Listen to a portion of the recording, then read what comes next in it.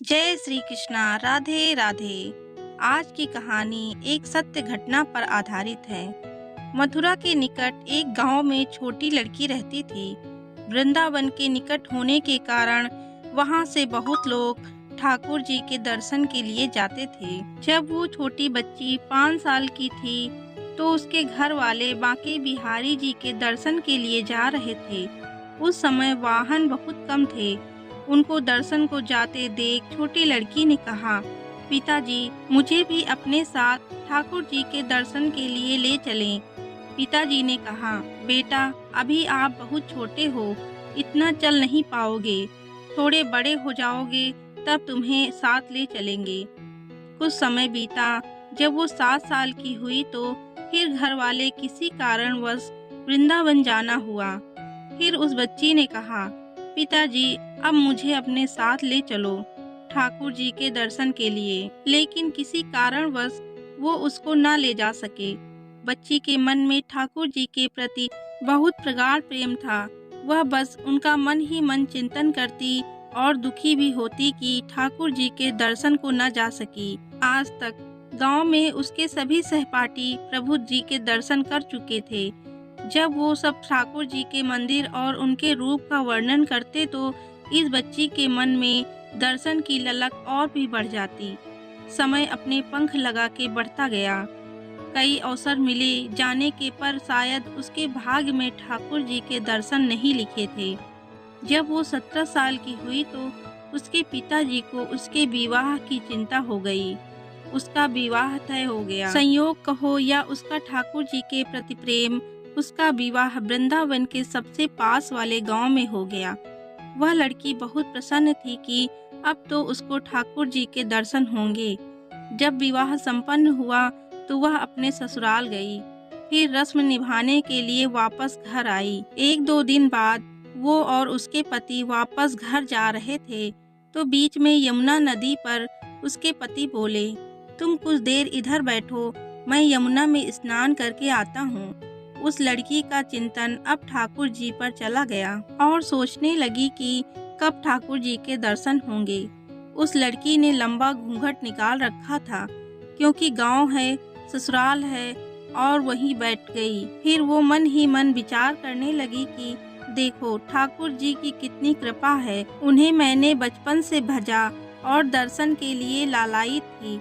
उनकी कृपा से अब मेरा विवाह श्री धाम वृंदावन में ही हो गया है। मैं इतने सालों से ठाकुर जी को मानती आई हूँ पर अब तक उनसे कोई रिश्ता नहीं जोड़ा। फिर सोचने लगी, ठाकुर जी की उम्र क्या हो सकती है। मेरे हिसाब से लगभग 17 वर्ष के ही होंगे। मेरे पति 21 वर्ष के हैं, उनसे थोड़े ही छोटे होंगे, इसलिए वो मेरे पति के छोटे भाई की तरह हुए तो मेरे देवर की तरह। लो, आज से ठाकुर जी मेरे देवर होंगे। अब तो ठाकुर जी से नया संबंध जोड़कर उसको बहुत प्रसन्नता हुई और मन ही मन उनसे कहने लगी, ठाकुर जी आज से मैं आपकी भाभी और आप मेरे देवर हो गए। पर वो समय कब आएगा जब आप मुझे भाभी भाभी कहकर पुकारोगे। जब वो किशोरी ये सब सोच ही रही थी तभी एक किशोरावस्था का सांवला सा लड़का उधर आ गया और कहने लगा, भाभी भाभी। अचानक लड़की अपने भाव से बाहर आई और सोचने लगी, वृंदावन में तो वह नई है, ये भाभी कहकर कौन बुला रहा है। वो नई थी इसलिए घूंघट उठाकर भी नहीं देखा कि गांव के किसी बड़े बूढ़े ने देख लिया तो बड़ी बदनामी होगी। जब वह लड़का बार बार कहता पर वह उत्तर न देती। बालक उसके और पास आ गया और कहा, भाभी नेक अपना चेहरा तो दिखाई दे। अब वह सोचने लगी, अरे ये बालक तो बहुत जिद कर रहा है, इसलिए उसने और कस के अपना घूंघट पकड़ लिया और बैठ गई कि कहीं घूंघट उठाकर देख न ले। भाभी आपने ये पर्दा क्यों कर रखा है, हम तो आपके देवर हैं। उस लड़की ने उसको एक नज़र देखा, फिर कहा, नहीं हम आपको नहीं जानते, और घूंघट ओढ़ लिया। नहीं नहीं, हम आपको जानते हैं, आप उस गांव के हो ना, बस कुछ ही दूर पर हमारा घर है। भाभी अपना चेहरा तो दिखाओ।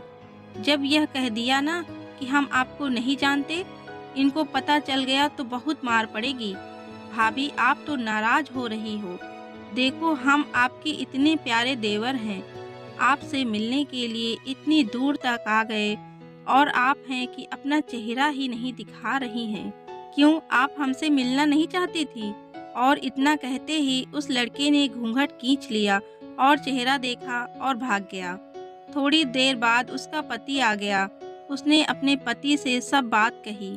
पति बोला, चिंता मत करो, वृंदावन बहुत बड़ा थोड़े ही है। कभी भी किसी गली में लड़का मिल गया तो हड्डी पसली एक कर दूंगा।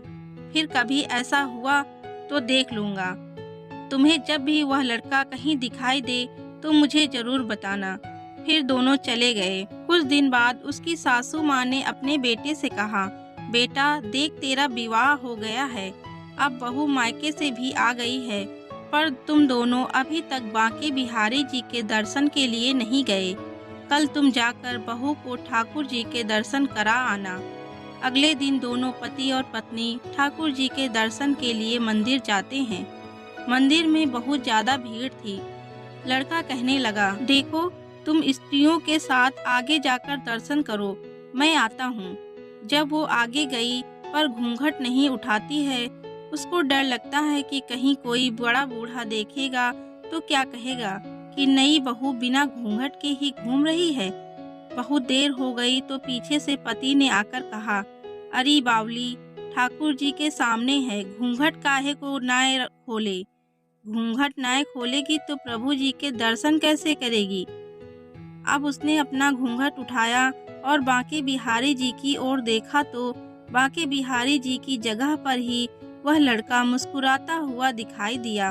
तो वह चिल्लाने लगी, सुनिए ओ जी, सुनिए, जल्दी आओ, जल्दी आओ। पति जल्दी से भागा भागा आया और बोला, क्या हुआ? लड़की बोली, उस दिन जो मुझे भाभी भाभी कहकर भागा था ना, वह लड़का मिल गया। पति ने कहा, कहाँ है?